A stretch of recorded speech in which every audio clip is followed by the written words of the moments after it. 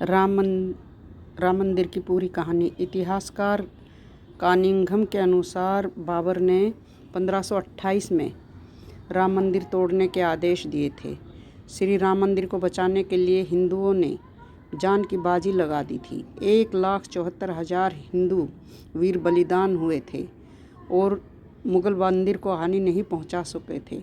मंदिर इतना मजबूत था कि मंदिर को तोड़ने के लिए तोप के गोलों का इस्तेमाल करना पड़ा।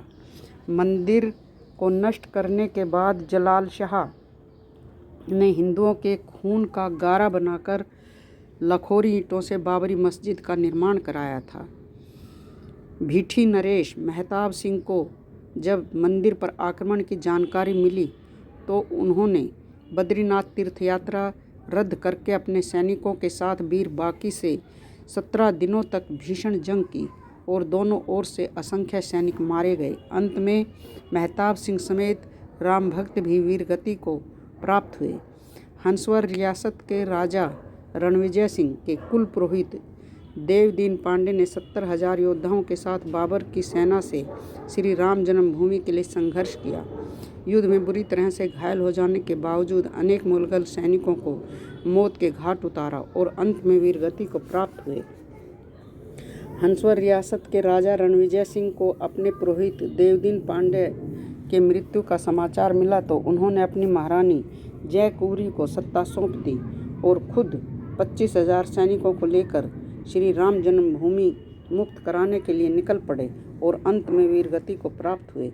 राजा रणविजय सिंह के बलिदान के बाद महारानी जयकुंवरी ने आनंद संप्रदाय के महंत स्वामी महेश्वर नंद के साथ मिलकर राम जन्मभूमि का संघर्ष जारी रखा। स्वामी महेश्वर नंद के नेतृत्व में मठों, मंदिरों, अखाड़ों और असंख्य नागा संप्रदाय, गौर, रक्षपंथी, दिगंबर, निर्मोही, निर्मले, निर्वाणी साधुओं ने भी शस्त्र उठा लिए और इन्होंने शत्रुओं पर छापामार युद्ध की नीति अपनाई। मीर बाकी इतना डर गया कि वो ताशकंद भाग गया। हुमायूं के काल में भी महारानी जयकुंवरी और स्वामी महेश्वरानंद लगातार संघर्ष करते रहे। इन्हें 10वें युद्ध में सफलता मिली और श्री राम जन्मभूमि को 2-3 सालों तक मुगलों से मुक्त रही। बाद में दोनों योद्धा मुगलों की विशाल सेना से लड़ते हुए वीरगति को प्राप्त हुए। अकबर के समय कोयम्बतूर से आए रामानुज संप्रदाय के स्वामी बलराम आचार्य ने श्री राम जन्मभूमि को मुक्त कराने के लिए 20 युद्ध लड़े। बाद में बीरबल और टोडरमल की सलाह पर अकबर ने वहां एक छोटा सा मंदिर बनाने की अनुमति भी दे दी। शाहजहां के काल में उस मंदिर में निर्वघन पूजा होती रही। 90 वर्ष निर्वघन पूजा होने के बाद औरंगजेब ने अपने सिपह सलार जांबाज खां को सेना समेत मंदिर नष्ट करने भेजा। अयोध्या के अहिल्या घाट पर परशुराम मठ था। वहां बाबा वैष्णो दास रहते थे। उनके साथ चिमटाधारी साधुओं की एक विशाल शिष्य मंडली थी। इन्होंने चिमटों और त्रिशूलों के साथ मंदिर की रक्षा की और जांबाज खां को उल्टे पांव भागना पड़ा। औरंगजेब ने दूसरी बार सैयद हसन अली को विशाल सेना के साथ मंदिर नष्ट करने को भेजा। बाबा वैष्णव दास ने समय रहते गुरु गोविंद सिंह जी से संपर्क साधा। वे सेना समेत मंदिर की रक्षा के लिए अयोध्या पहुंचे।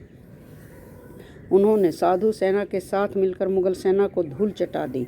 हसन अली सादतगंज के मोर्चे पर मारा गया। 1664 में औरंगजेब ने फिर एक विशाल सेना मंदिर तोड़ने के लिए भेजी, लेकिन तब तक गुरु गोविंद सिंह भी लौट चुके थे। मुगल सेना ने चबूतरे पर बने लघु मंदिर को तोड़कर गड्ढा बना दिया, लेकिन श्रद्धालु वहीं आकर पूजा करते रहे। अमेठी के राजा गुरुदत्त और पीपरा के राजकुमार सिंह ने नवाब सादत अली से श्री राम मंदिर के लिए संघर्ष जारी रखा। हिंदुओं के लगातार हमलों से तंग आकर नवाब ने पूजा और नमाज दोनों की अनुमति दे दी।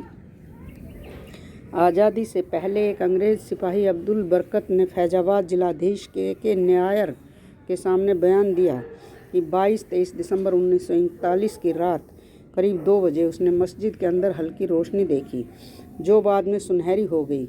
इसके बाद घुंघराले बालों वाले 4-5 साल के एक सुंदर बालक को देखकर हैरान हो गया।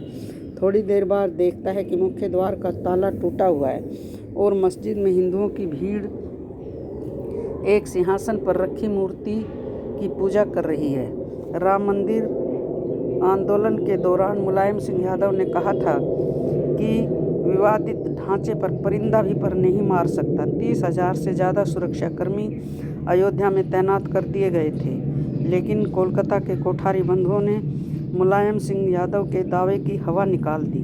23 साल के रामकुमार कोठारी और 20 साल के शरद कोठारी राम मंदिर के प्रति इतने समर्पित थे कि 200 किलोमीटर का रास्ता उन्होंने पैदल ही तय किया था, क्योंकि अयोध्या पहुंचने वाले सभी साधन रोक दिए गए थे। 30 अक्टूबर 1990 को विवादित ढांचे पर सबसे पहले चढ़ने वाला युवक